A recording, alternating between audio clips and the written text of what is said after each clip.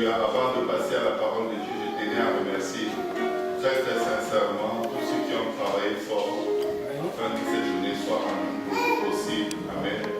Merci beaucoup pour les déplacements, pour la nourriture, pour votre présence. La chose la plus précieuse qu'on puisse offrir à Dieu, c'est vraiment nous-mêmes. Amen. Mais Dieu ne minimise pas, ne regarde pas les autres choses qu'on fait à côté pour rendre un bon à la présence de Dieu. Magnifique. Et je tenais à dire un très très grand merci du fond du cœur de ma part, de la part de l'Église à Montréal.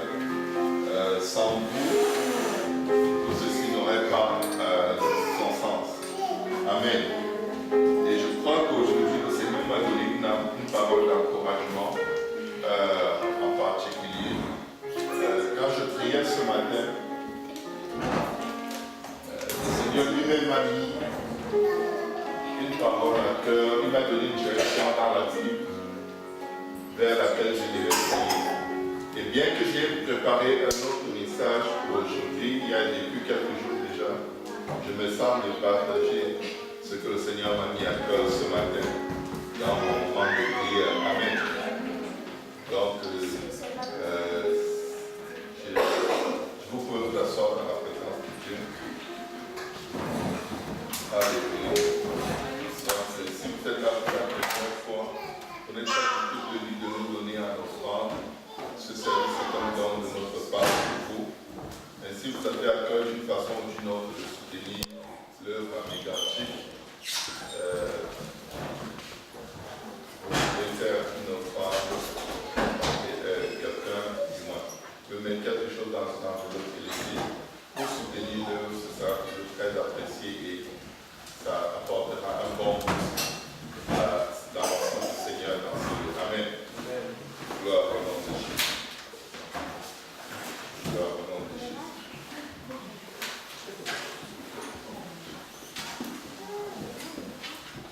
Merci Seigneur. Chaque voisin bienvenue dans la maison du Seigneur. Nous sommes là derrière la main. Une invitation du Dieu vivant en esprit. Alléluia. Gloire au nom de Jésus. Alors, merci à tout le monde encore pour toute votre attention.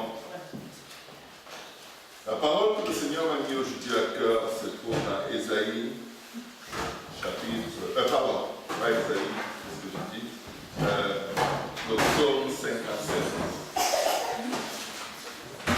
Le psaume 57. Est-ce qu'il vous est déjà arrivé que quelqu'un parle contre vous? Et quand vous entendez ce que la personne a dit à votre sujet, les paroles négatives qui ont été prononcées contre vous, ces paroles agissent en vous comme une épée avec laquelle on vous a transpercé le foie. Et vous avez tellement mal que vous êtes dégoûté d'exister. Et si vous remarquez comment ce découragement, ce dégoût, cette amertume se développe, ça amène facilement à la haine et à une répulsion profonde des personnes qui ont dit ce que vous avez appris contre vous. Ça fait très mal. Amen. Est-ce qu'il y a quelqu'un ici qui a déjà été calomnié?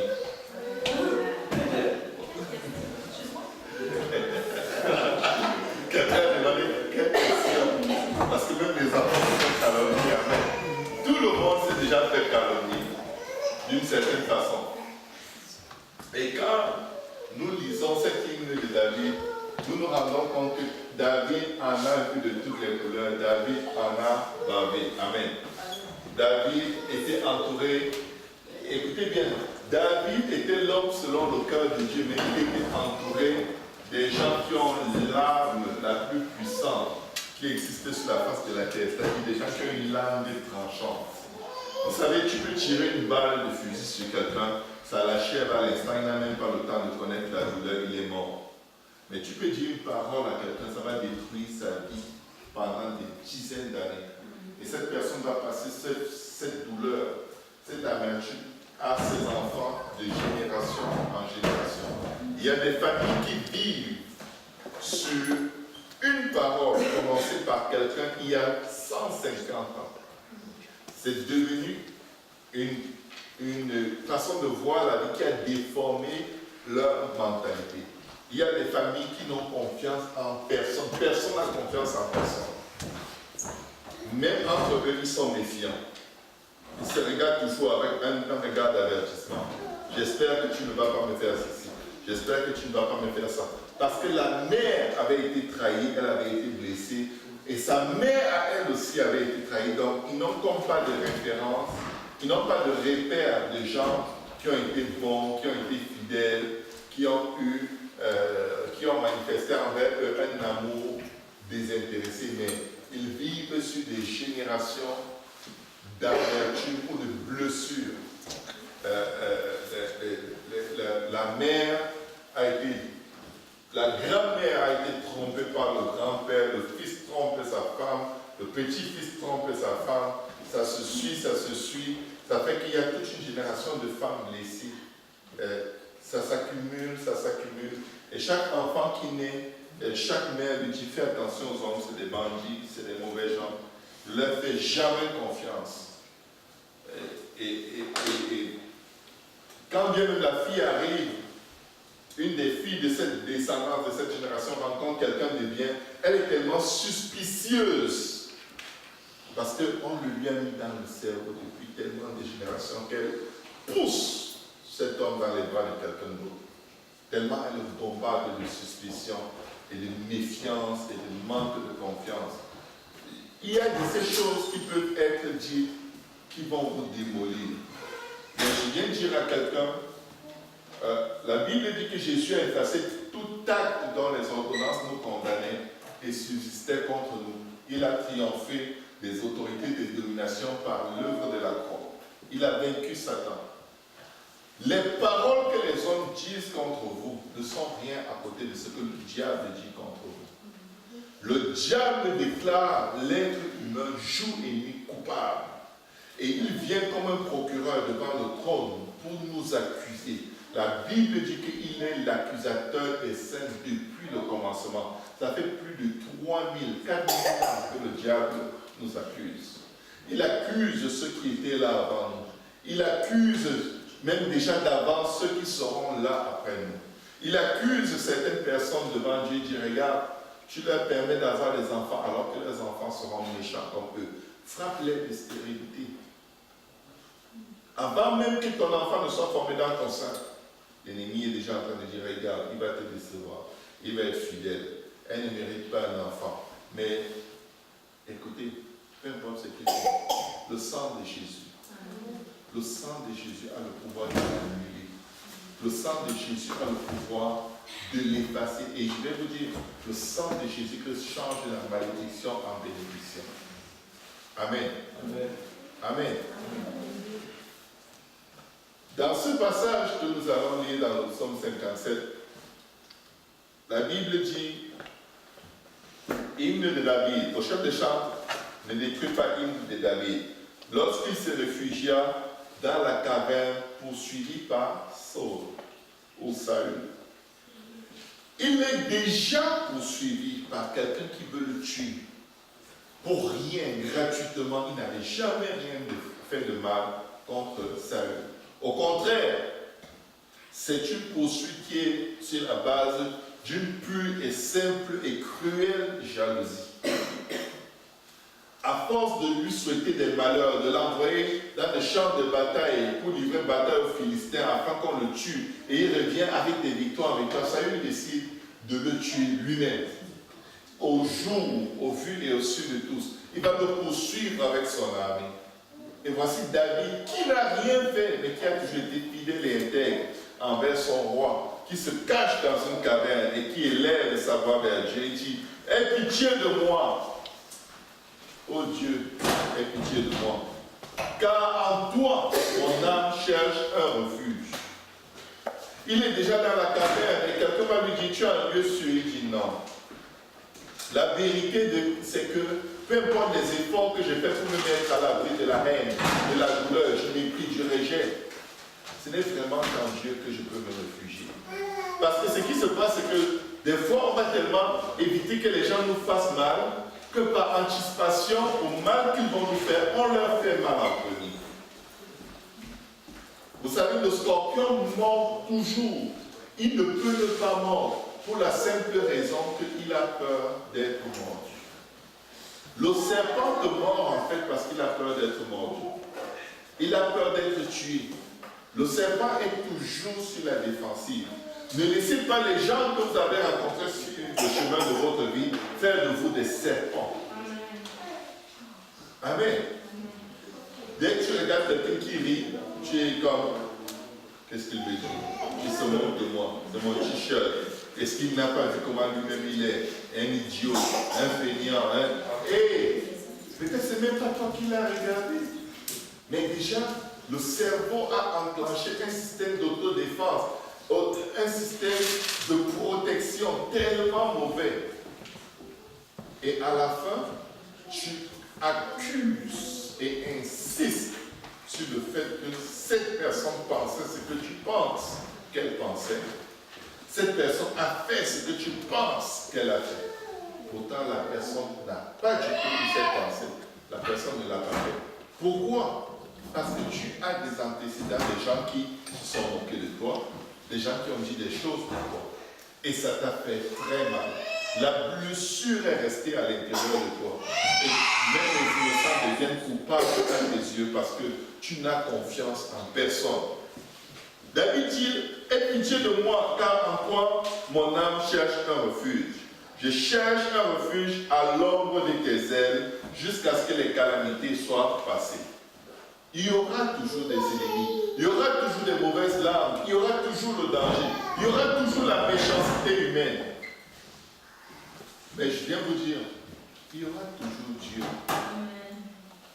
Il y aura toujours Dieu.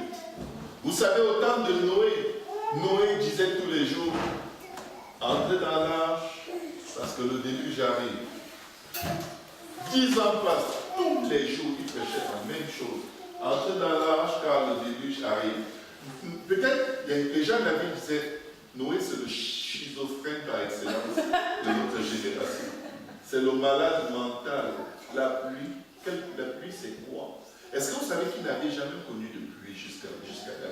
Parce que la Bible dit depuis le jardin qu'une vapeur s'élevait du sol et arrosait les plantes. Donc ce n'était pas encore la pluie. Donc le concept de la pluie n'était pas trop dans leur tête. Et en plus, il est allé construire l'arche au sommet d'une montagne. Pas sur une plage. Un bateau sur une montagne. En fait, ce qu'il prêchait était très difficile à recevoir.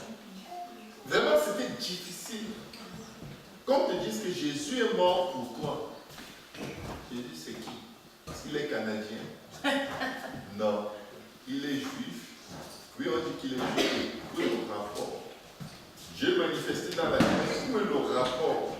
C'est pas facile de croire. Je vous dis, c'est pas le jeu là. C'est pas que, oh, toi, moi, il faut que tu crois. Mais quand tu es croyant, tu es convaincu, tu es affermi, il y a des jours où tu te dis, est-ce que c'est pas une blague par hasard? Vous êtes sûr? Mais oui, des fois tu as l'impression que c'est un lavage de cerveau. Ça ne peut pas être vrai. C'est juste trop incroyable pour être vrai. Oui, c'est ça, incroyable. Ça veut dire difficile d'être cru. Écoutez, il construit le bateau au sommet d'une colline. Il va pleuvoir. Et que ça va recouvrir toute la terre, tout le monde va mourir, à moins que tu sois dans le bateau.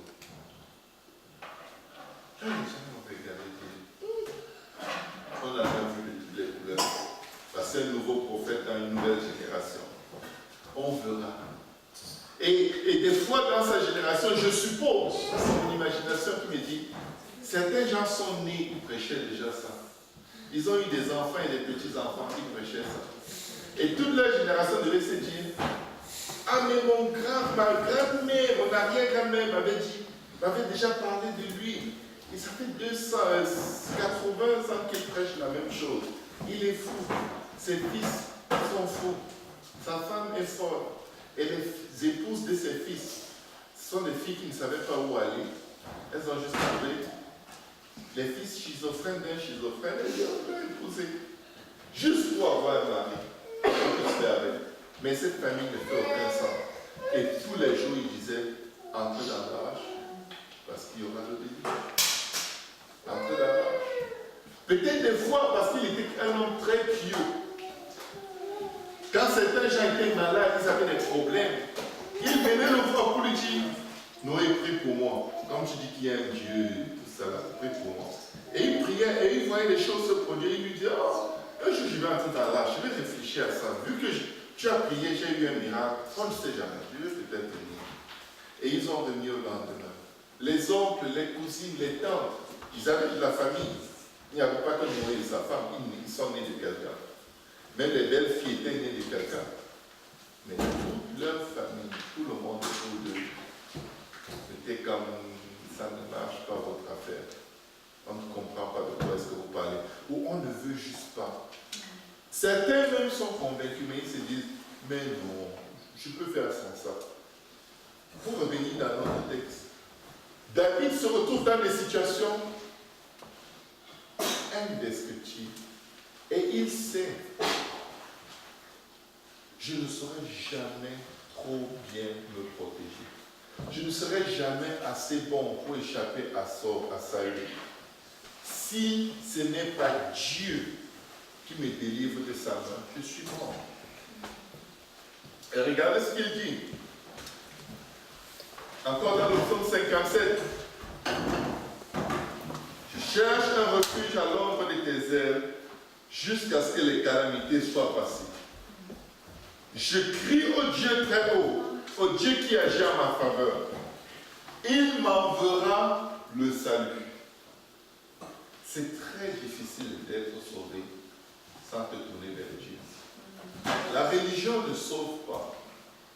La religion, tu peux vivre des miracles même étant païen. Dieu peut te guérir, même si tu ne crois en rien. Dieu peut pourvoir à tes besoins, même si tu le renies.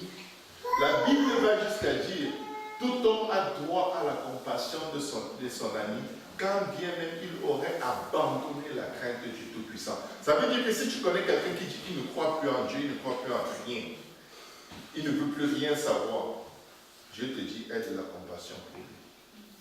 Si Dieu te demande de la compassion pour quelqu'un qui le bénit, qui maudit son nom, ça veut dire que lui, il a encore plus de compassion pour cette personne que tu ne peux imaginer. C'est pourquoi il faut se méfier de juger les gens. Pire encore, les gens qui rétrogradent. Laissez-les entre les mains de Dieu. Ayez un cœur de compassion. Mais David sait qu'il n'y a que Dieu qui peut transformer sa vie, qui peut le délivrer, qui peut le mettre à l'abri de Saül. Parce qu'il savait une chose, je ne peux pas tuer mon roi. Je ne peux pas aller le tuer pour me venger. Si je le tue, je vais mourir de la même façon. Qui tue par l'épée, périra par l'épée. Ils étaient sous la loi. Mais il sait, si je confie cette affaire à Dieu, il est impossible que ce problème résolve. Regardez ce qu'il dit. Il m'enverra du ciel le salut, tandis que mon persécuteur se répand en outrage. Dieu enverra sa bonté et sa fidélité. Peut-être tu es opprimé dans les pensées, tu es, comment dire en bon québécois, magané. Quand tu fermes la porte chez toi, c'est un autre monde. Quand tu es dehors dans la rue, au travail, à l'église, tu as un certain zèle, tu es détendu, tu respires, tu es dans le supermarché, tout va bien. Mais juste l'idée de rentrer chez toi, tu commences à te gratter le front et te demander si je n'ai pas un ami que je n'ai pas visité depuis 20 ans que je pourrais aller voir juste avant de rentrer. Est-ce qu'il y a pas un restaurant où on prépare quelque chose de tellement bon que je vais manger et avoir juste envie de dormir pour ne pas vivre ce moment de solitude où l'ennemi vient comme avec des traits enflammés, des flèches pour me bombarder de mauvaises pensées, pour me bombarder d'angoisse, pour me bombarder de peur. David savait, parce que David ne dormait pas. David est l'une des personnes les plus angoissées dont on est mentionné l'histoire dans la Bible. C'est quelqu'un, même quand il réussissait, et qu'il avait des hommes de main autour de lui, des hommes de confiance. Quand les problèmes arrivaient, la Bible dit qu'il menaçait de le lapider. Tu avais tes meilleurs amis, quand les choses vont mal, comment ça se dit? Il n'y a pas de pierre qui traîne dans la cour. Parce que ce type, il nous met dans les problèmes. Tout le monde est toujours contre toi. Et quand tout va bien, tout le monde est pour toi. Tout le monde t'apprécie jusqu'au jour où ça va mal dans la vie. Il s'est tourné vers Dieu. Dieu enverra sa bonté et sa fidélité. Il dit, mon âme est parmi des lions. Je suis couché au milieu des gens qui vomissent la flamme, au milieu d'hommes qui ont pour dents la lance et les flèches, et dont la langue est un glaive tranchant. Imaginez-vous, quelqu'un ouvre sa bouche, ses dents, vous voyez, c'est flèches. Et sa langue, vous voyez, à la place, un glaive, une épée tranchante. Si cette personne vous sourit, qu'est-ce que vous allez faire? Vous aurez envie de fuir. Parce que vous dites, cette personne n'a que la mort dans la bouche. Elle n'a que l'ombre de la mort dans ses lèvres. Amen. Qu'est-ce qu'il dit? Élève-toi sur les cieux, ô Dieu. Que ta gloire soit sur toute la terre. Ils avaient tendu un filet sous mes pas. Mon âme se courbait. Ils avaient creusé une fosse devant moi. Ils y sont tombés. Il y a des choses que tu sais qu'on fait et qu'on dit contre toi. Mais il y a ce que tu ne sais pas est beaucoup plus grand que ce que tu sais. Tu ne peux pas mesurer. C'est le minimum que Dieu permet que tu saches pour te pousser à l'appeler pour qu'il règle tous tes problèmes. Le minimum de choses dont Dieu te permet d'être au courant te permet de développer et d'entretenir une relation avec lui. Parce que si tout va bien, il n'y a personne qui va chercher Dieu. Si tout va bien, ne me dis pas, oh non, moi j'aime Dieu. Tu aimes Dieu parce que tu vois ce qu'il fait pour toi. Si tu le vois, que tu le sens plus et tu le sens surtout plus son besoin, ta nature humaine veut que tu te refroidisses dans cette relation.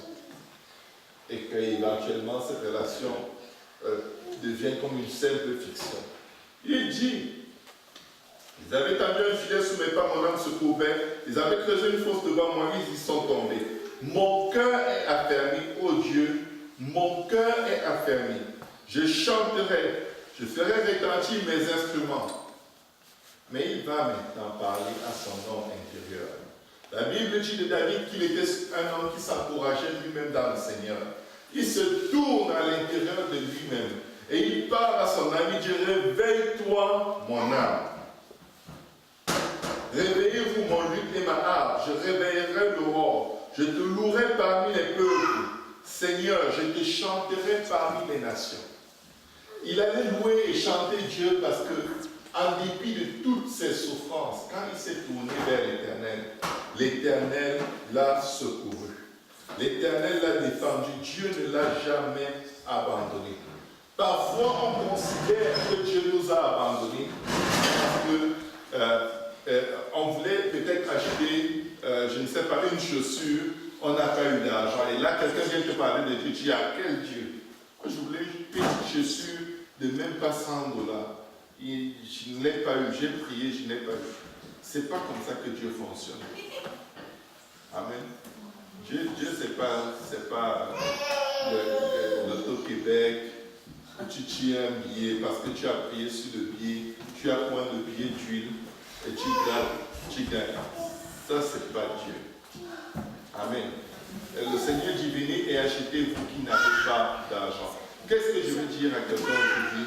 C'est que dans ta détresse, il y a quelqu'un qui t'aime et dont la Bible dit, nous n'avons pas un souverain sacrificateur qui est indifférent à nos souffrances. Mais en toute chose, il a été éprouvé ou alors tenté comme nous.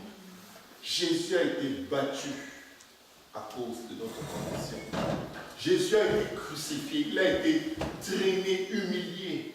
La Bible dit, homme de douleur, habitué à la souffrance. Il a été abandonné de tous. Peut-être tu vis avec le sentiment que personne ne t'a jamais vraiment aimé. Chaque fois que quelqu'un disait qu'il t'aime, la suite c'est « je veux coucher avec toi ». Peut-être c'est ça que tu as toujours vécu. Mais je vais te dire une chose. Il y a quelqu'un qui veut te dire « je t'aime », qui dit « je veux te sauver ». Je vais te donner un avenir. Je vais t'assurer de vivre sur cette terre une vie de bonheur, d'épanouissement. Est-ce que ça veut dire que je n'aurai jamais de problèmes? Non. C'est les problèmes qui t'amènent à apprécier la vie. Les gens qui n'ont pas de problème, ils ont envie de se tirer une balle dans la tête parce qu'ils n'ont pas de défis. Ils tombent dans la pédophilie, la drogue, toutes sortes de choses parce qu'ils n'ont pas d'épanouissement. L'épanouissement vient du fait qu'on ait conquis quelque chose, qu'on ait atteint un objectif, qu'on ait eu un défi et on a réussi. C'est la réussite qui amène l'épanouissement. Et tu ne peux pas réussir là où il n'y a pas eu de difficultés. La Bible dit que l'Éternel pourvoira à tous nos besoins selon sa richesse et sa gloire en Jésus-Christ. Nous avions un besoin éternel d'être sauvés. Parce que nous sommes tous pécheurs et privés de la gloire de Dieu. Et la Bible dit que le salaire du péché, c'est la mort. Et le don gratuit de Dieu, c'est la vie éternelle en Jésus-Christ. Même si Dieu te donnait le mari que tu veux, tu ne serais pas heureux. Même si Dieu te donnait l'argent que tu veux, les habits, les chaussures, l'emploi, la maison que tu veux, c'est impossible d'être vraiment heureux. Parce que le seul vrai bonheur, tu l'as et il ne dépend pas des choses matérielles. Ce bonheur est à l'intérieur de toi comme un espace que seul Dieu peut combler. Certains vivent, certains essaient de le combler avec l'alcool, la drogue, la nourriture, les plaisirs, mais ils sont toujours plus malheureux. Écoutez, quel est le substitut du carburant dans une voiture? Il n'y a pas. Tu ne peux pas prendre beaucoup d'huile de moteur et mettre dans le réservoir et te dire, ah non, quand c'est de l'huile de moteur très très synthétisée et très chère, plus cher que le carburant, ça va marcher. Ça ne va pas marcher. Parce que le réservoir est là pour le carburant. Tu ne peux même pas prendre de l'essence pour faire marcher un véhicule diesel. C'est impossible. Ça ne va pas marcher. Et tu ne peux pas utiliser du diesel pour faire marcher une voiture à essence. Je vais te dire, il n'y a rien d'autre que Jésus pour combler ce gros vide qui est à l'intérieur. Si ce n'est pas Jésus, toute autre alternative, elle est vaine. Tu as déjà essayé certainement. Ce n'est pas un message juste pour les grands. Même les enfants, ils essayent toutes sortes de choses. Les jeux vidéo, toutes sortes de distractions. Aller dans les bars, aller faire ceci, aller faire cela, faire tel voyage, aller faire du ski. Après tout, on rentre et c'est un nouveau plat, c'est un nouveau vide. Mais il y a un endroit que je vais défier tous ceux qui me écoutent aujourd'hui d'essayer. Parce que c'est l'endroit le plus certain. Jésus.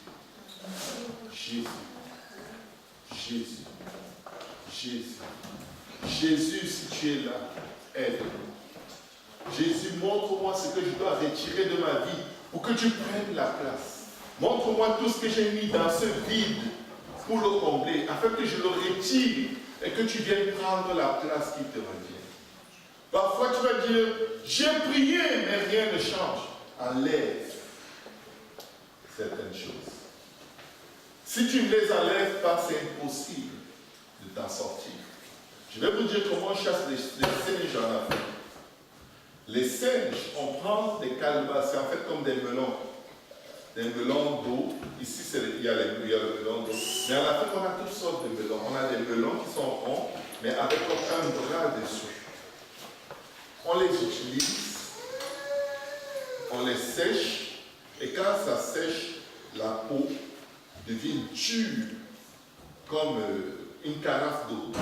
Alors, qu'est-ce qu'on fait? On vide l'intérieur en faisant un petit trou quelque part sur le bras. On réussit à vider l'intérieur. Quand ça sèche, on vide. Et c'est utilisé comme des cruches d'eau, avec juste un petit trou. singes, vous savez ce qu'on fait? On prend ces calebasses, on les appelle des calebasses, on met des fruits à l'intérieur. Imaginez-vous un melon d'eau avec un petit trou. Le melon est tout sec, dur, comme une carafe d'eau. On fait un petit trou et on remplit le vide qui est à l'intérieur de toutes sortes de fruits avec des très très fortes odeurs. Et qu'est-ce qu'on fait? On pose à un endroit où les singes ont l'habitude de passer. Et autour, on jette quelques autres petits fruits. Les singes, à l'heure où ils cherchent à manger, ils arrivent dans le coin et ils se précipitent dessus. Ils surveillent. S'il n'y a personne qui s'approche, ils surveillent énormément. Ils sont très prudents. Mais une bête, c'est une bête. Ils arrivent, ils mangent, ils surveillent. Je vous dis, ils surveillent tellement vite que quand j'essaie de faire comme que j'ai mal. Mais le piège, c'est celui-ci. Il met le nez sur le melon, il sent des bons fruits bien fermentés à l'intérieur. Il envoie ses doigts très fins, les doigts du singe sont très fins. Il les envoie par le petit trou de la calebasse, il attrape les fruits. Vous savez, vous pouvez passer votre main n'importe où quand vous faites ça. Mais quand vous faites ça, c'est plus la même chose. L'histoire devient différente. Quand il attrape le fruit, la calebasse est lourde, elle est bien chargée. Des fois même, elle va peser au moins la moitié de son poids. Parce que c'est des singes, pas des gorilles. Là. Quand il fait ça, il tient son fruit. Devine quoi? Il ne va le lâcher pour rien au monde. Et devine quoi? Son doigt, sa main ne sortira plus de la calebasse. Et il va essayer de partir, la calebasse le retient. Il va essayer de s'enfuir, la calebasse le retient. La seule chose qui lui reste à faire, lâche le piège. Il ne lâche pas.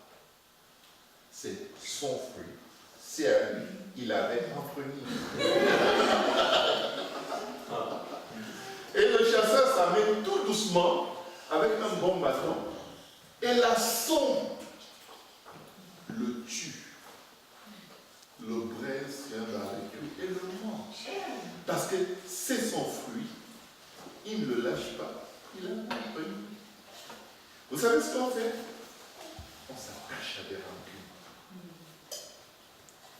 On s'attache à des mauvaises âmes, des poisons mortels humains, des mauvaises fréquentations, des mauvaises distractions. On s'y attache et on dit, Jésus, si tu es là, il dit, lâche. Lâche la patente, sinon tu vas mourir. Ce qui te tue, ce n'est pas Dieu qui t'abandonne, c'est toi, c'est nous qui refusons de lâcher certaines choses. Le Seigneur dit dans sa parole, sortez du milieu d'eux et séparez-vous, je vous accueillerai. Vous serez pour moi des fils et des filles, et je serai pour vous un père. Amen. Quand on regarde le psaume 1, le tout premier psaume, si vous avez des difficultés à comprendre votre vie, examinez rapidement votre vie à la lumière du psaume 1. Vous aurez un choc. Parce qu'en faisant l'effort, le simple effort de mettre en pratique le psaume 1, vous pouvez sortir de 75 à 80% des problèmes de votre vie. Je vous le dis. Ça là, ce que je vous dis là, c'est coulé dans tous les temps. Regardez ce que le psaume 1 dit. Si quelqu'un là, il peut le lire. Heureux l'homme qui ne marche pas selon le conseil des méchants. Heureux l'homme qui ne marche pas selon le conseil des méchants. Vous savez, un conseil, c'est une parole qui va influencer tes actions et tes décisions. Première règle, qui te conseille?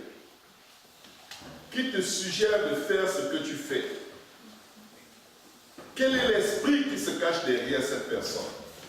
Qui te suggère de t'éloigner de Dieu?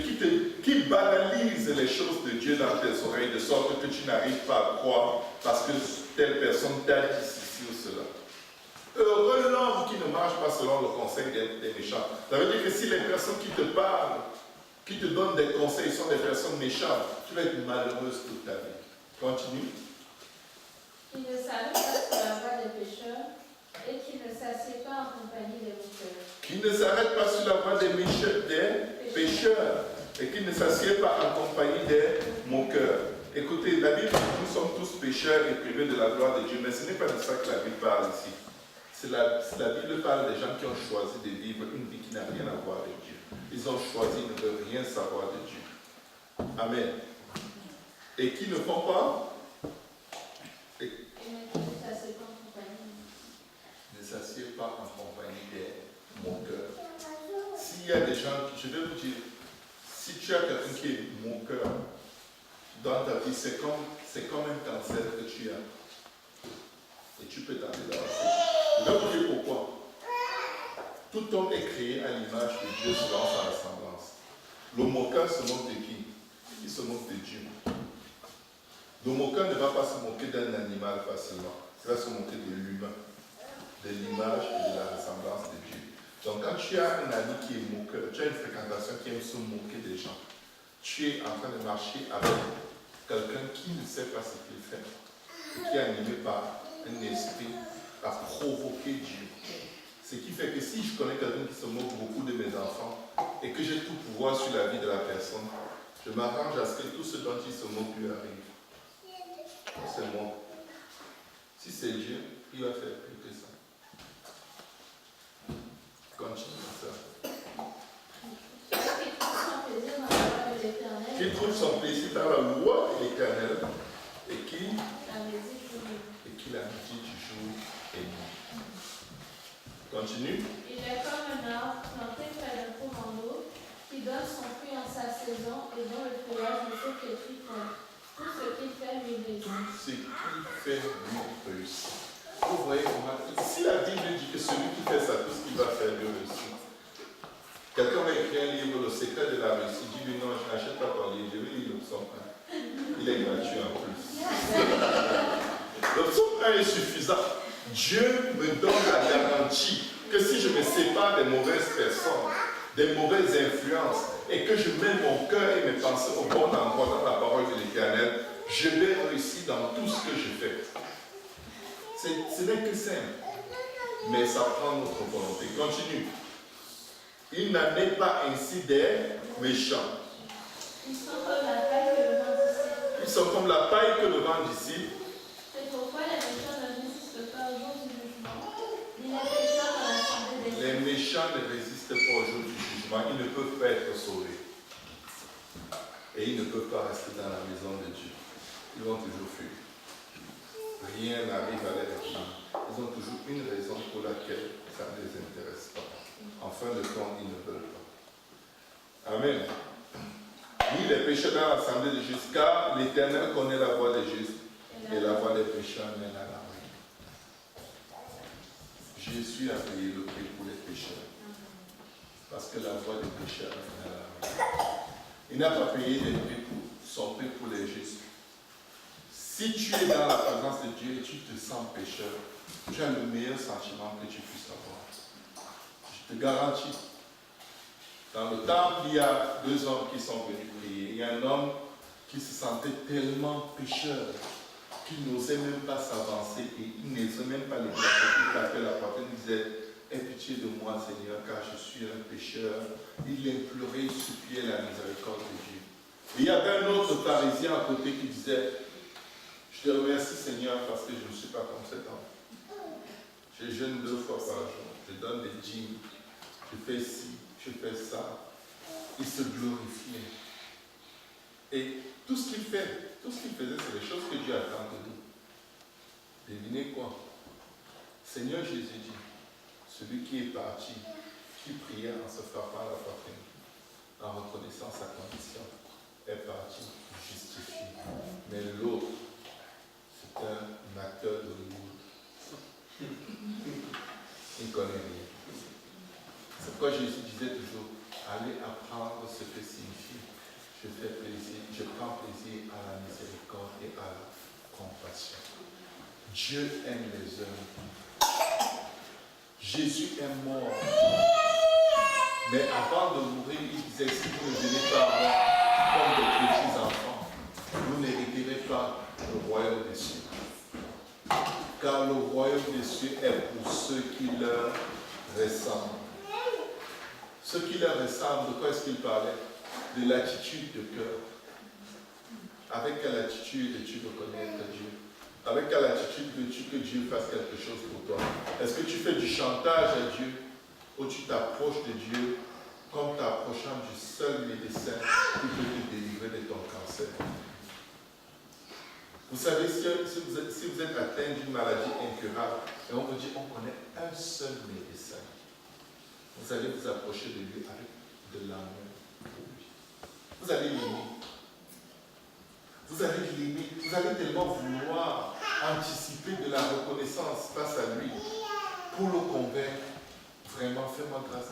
Je ne peux pas ne pas te reconnaître tes bienfaits si tu fais ce que j'attends de toi. Et parfois, on approche Dieu en disant, Seigneur, je viens te donner une chance. Si tu ne le fais pas, tu ne me verras plus. Je vais te dire, Dieu va toujours te voir, vivant ou mort. Quand tu es sur la terre, il te voit. Dès que tu fermes les yeux, c'est encore devant lui que tu es. Tu ne vas jamais manquer à Dieu. Mais Dieu veut te voir dans une cité dont les rues sont pavées d'or. Et pour que tu y arrives, il te donne une seule voie. À cause de son sacrifice à la croix, il peut effacer tout acte qui te disqualifie dans ton ciel. Si tu te répands de tes péchés, il a versé le sang qui crie plus fort que le sang d'Abel pour réclamer que tu vives et que tu ne périsses pas. Le sang de Jésus est le sang le plus puissant que la terre ait jamais encaissé, consommé. Et son sang qui sauve le Seigneur. Pardonne, Seigneur. Il a confessé son péché. Pardonne. Délivre-le du mal. Le sang de Jésus crie en notre faveur. C'est pourquoi nous devons nous repentir. Parce que sans la repentance, il n'y a pas de pardon de péché. Sans effusion de sang, il n'y a pas de pardon de péché. Et ensuite, nous devons nous faire baptiser et laver de tous nos péchés en invoquant le nom de Jésus-Christ. Amen. La Bible dit que dans Romains chapitre 6, tous ceux qui ont été baptisés en Jésus-Christ ont revêtu Christ. Le vieil homme qui méritait la condamnation du péché et de la mort reste dans les eaux de baptême et rejoint la mort de Christ. Et quand tu sors des eaux de baptême, la Bible dit dans Galates 3, 27 que tu as revêtu Christ. Tu as revêtu un vêtement nouveau qui porte la marque Jésus. C'est les vêtements de noces qui ont manqué à un homme. Et Jésus a demandé, le maître des noces a demandé, jetez-le au dehors, là où il y a des pleurs et des grincements de dents. Amen. Et Dieu promet de te donner la force de vivre pour lui. Parce qu'il est esprit.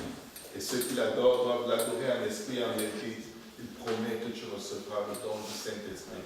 Avec l'évidence, tu parlais en d'autres langues. Les apôtres n'ont prêché que ce message. Répentez-vous et que chacun de vous soit baptisé au nom de Jésus et vous recevrez le don du Saint-Esprit. Car la promesse est pour vous, pour vos enfants et pour tous ceux qui sont au loin, en aussi grand nombre que le Seigneur notre Dieu les appellera. Les apôtres l'ont prêché, ils l'ont prêché, ils l'ont prêché. Ça fait 2000 ans. Et c'est le même message que les apôtres ont prêché, qui est prêché encore. Vous savez, même si Dieu attend 5000 ans, à la fin, quand il revient, c'est la dispensation qui va nous sauver. C'est l'obéissance à ce message qui va nous sauver. Pour résumer le tout, je viens dire à quelqu'un,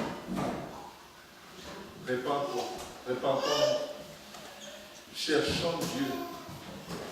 Il dit, vous me chercherez et vous me trouverez si vous me cherchez de tout votre cœur. Amen. Là où le trésor d'un homme est, là aussi est son cœur.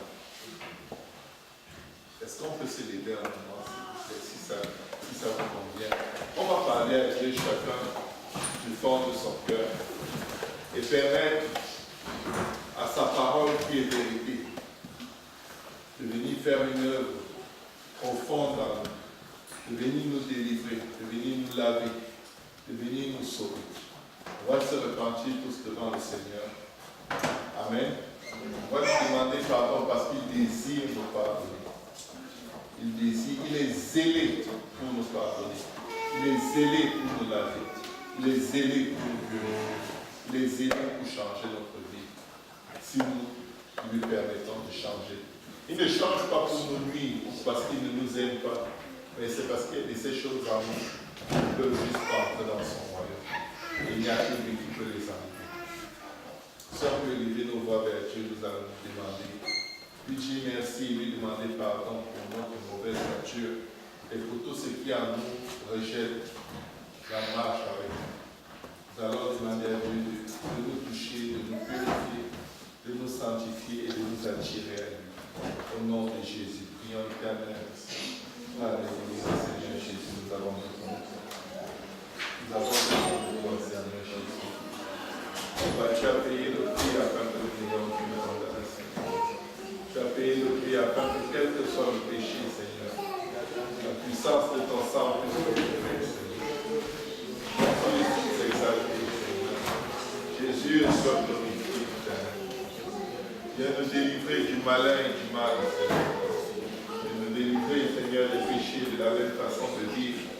Hérité de nos parents, viens nous délivrer, viens nous laver. Viens nous purifier, viens nous sanctifier, Seigneur. Viens libérer nos cœurs, viens libérer nos vies. Aide-nous à lâcher le piège que nous tenons dans nos propres mains, Seigneur. Aide-nous à lâcher, Seigneur, des façons de penser, des façons d'agir qui ne permettent pas que nous puissions être sauvés. Aide-nous à lâcher, Seigneur, Papa, les caractères auxquels nous sommes accrochés. Aide-nous à lâcher, Seigneur Jésus, à tout lâcher pour te suivre, Seigneur. Parce que nous voulons vivre pour toi, Seigneur. Ton précieux sang nous lave, que ton précieux sang nous purifie, que ton précieux sang nous sanctifie, Seigneur. Au nom de Jésus et par Jésus, Seigneur. Pardonne-nous, pardonne-nous, pardonne-nous, Jésus. Crée en nous un cœur pur, renouvelle en nous un esprit bien disposé. Que nous voyons ta face, Seigneur Jésus. Manifeste ta grâce envers nous, Seigneur. Manifeste ta grâce, roi des gloires.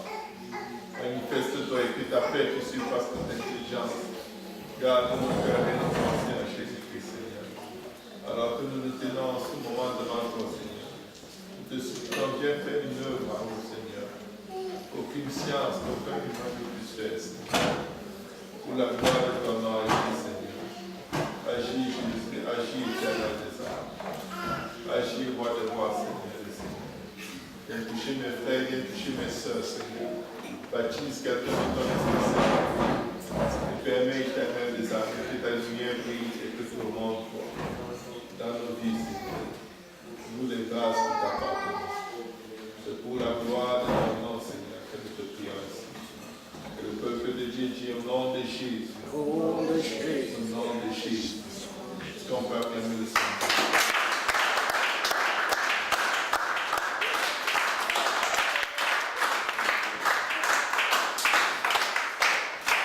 Aujourd'hui, si vous n'avez pas encore été baptisé avec de vos péchés en l'immaculation de Jésus, Jésus veut écrire vos noms dans le livre de vie. Vous pouvez l'être. Amen. Si vous avez des mauvaises fréquentations, vous avez des attachements à des gens, à des systèmes qui déplaisent à Dieu, vous le savez, c'est entre Dieu et vous. Mais je vous encourage à demander à Dieu, aide-moi à me lâcher de ces idées désagréables. Parce que je veux vivre pour toi. Je veux t'aimer, Seigneur, parce que tôt ou tard je te verrai. Et je veux te voir étant ton ami et pas ton ennemi. Aide-moi à vivre pour toi. Au nom de Jésus. Amen. Y a-t-il quelqu'un qui a besoin de prière? Si vous avez besoin de prière, vous pouvez vous avancer. Je vais prier pour vous. Amen. Alléluia. Pasteur Yannick, si tu peux venir me dire donc a besoin de prière en ce moment. Et si personne n'a besoin de prière, on va adorer le Seigneur pendant que Rachel. Non, non.